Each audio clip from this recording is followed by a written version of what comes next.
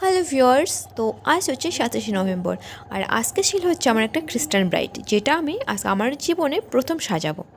তো সেই হিসেবে আমরা বেরিয়ে পড়লাম সকাল সকাল। তো আমাদেরকে নিয়ে যাচ্ছে হচ্ছে আমার ভাই।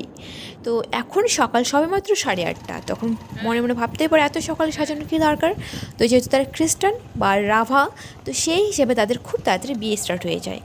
তাই আর কি আমরা বেরিয়ে পড়েছি। আর যেহেতু আমাদের দিকে গ্রামের পরিবেশ, তাই সবে ধান কাটা শেষ হয়েছে। তো চলো চলে আসলাম বিয়েবাড়িতে। এই ছিল হচ্ছে বিয়েবাড়ির ডেকোরেট। সিম্পল ছিল বাট খুব সুন্দর ছিল, খুবই ভালো লাগছে প্যান্ডেলটা।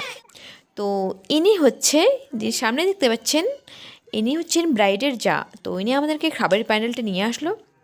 তো এখান থেকেই চলে আসলাম ব্রাইডের কাছে। তো আমার ব্রাইড এখানে বসে পড়েছে। এখন তোমাদের সাথে আসবো ফাইনাল লুক নিয়ে।